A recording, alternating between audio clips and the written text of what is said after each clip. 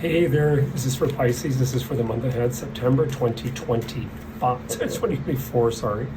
So I'm going to use the Morgan Greer deck. But first and foremost, what we're going to do is we're going to start out with these, which are fabulous, these Doreen Virtue.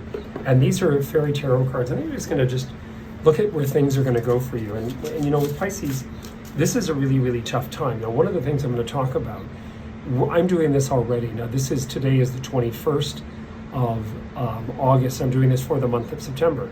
But as of late, 22nd today, as of late tonight into tomorrow, you actually have this aspect of moving into your opposite house of relationship and interaction. You have the energy moving to Virgo. You're going to move into your new moon in Virgo, but remember, Mercury's retrograde till next week, Wednesday evening, which means relating to, interaction to, etc. You're going to have your full moon later. There's going to be an eclipse, by the way, in September, starting this whole realm of transformation for your life. And as I've said, the best thing that a Pisces can do is let go, let God, and move on. But the thing you want to be careful about is any Pisces that lies. One other thing I can tell you, there's something about lying. I was mentioning it to one of the fellows that works here that I know is a Pisces. He's one of our maintenance guys. When you lie, it's like the Wheel of Fortune. And people will talk about the Wheel of Fortune and they'll say, oh, well, you know, I just lied and I didn't really give a shit. Well, guess what?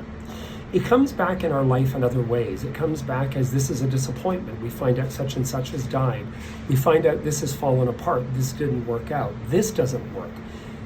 This is the thing you have to be careful about. Remember, to thine own self be true. You know, this is very important. So Pisces, I'm only giving you one forewarning. Be careful. Be very careful. So we're going to see what Doreen Virtue has to say for you Pisces people for the month of September. We're going to take one of these out and then we're going to do our standards. So you have the moon. Makes sense when I told you about what I said about anything to do with lying.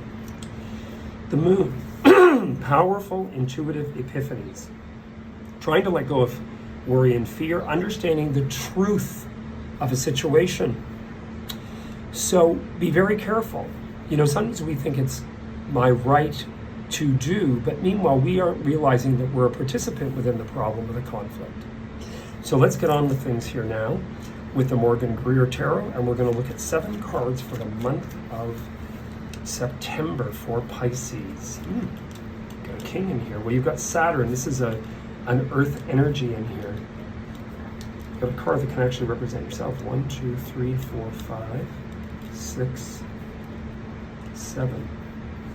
So one of the big things in here is truth. Truth is in the center of the reading. The first thing you've got in here is this earth energy, this aspect about this King of Pentacles, which is the male equivalent of Earth. Well, Saturn, as I've said, is in the constellation of Pisces for another 2 years, like a year and a half. It's going to be there. The thing you've got to realize is the fact that because we're stepping into Virgo, by the time most of you are going to read this, pay attention to this and hear this, this is going to have influence. Then you've got in here again, this can represent a lot of things. The Ace of Pentacles is economic, it can mean contract agreement, it can mean directive, where do I go from here? And then you have separation, confliction, and the truth. You, or a card that would represent water, it could also be a water sign woman, Scorpio, Pisces, Cancer as well, is going to be part of this equation. Now, there's nothing horrid in here. What it has more to do is truth. 3 of swords in a reading has to do with the truth or poison comes out about something. They're stabbing the heart so that the blood may release, that this may be released. And then you've got this aspect of progression forward. This also has a lot to do with past. Whenever we've got that, that 7, to me, that 7 of Cups also represents fantasy. Like what are we fantasizing about? What have we created in our mind's eye? Can also represent too, with the separation, the truth, the honesty coming out, that you're able to really live your life the way you really have wanted to live it. Maybe you haven't been able to fully let go of the past, and you're going to be able to do that. These eclipses, remember, move the North Node into Pisces come February 2025. This can actually be a dynamic 18 months post-February. So it's not 18 months yet, it's actually 20 months from now, which is, a year and a bit. But I would say your life is meant to move in a different direction. You don't quite see it yet. This also has to do with creative expressive. It has to do with creative ability, creative interaction, creative and artistic ability. It can have a lot to do with the fact too that you start to make decisions based upon you about what you want to achieve. So you've got an equation of both water elements in here. You've got the Queen of Cups, and then you've got the Knight of Cups. And then your outcome is the Star of Success, which is very, very, very powerful and important. It has a lot to do with faith, inspiration. So it's sort of, the star follows the tower, which means collapse in order to then begin. So I would say, Pisces, this isn't necessarily a horrible time ahead, but I would say through the course of even a week, a month, the next month for sure, things are going to be changed in your life in order to get to a happy space.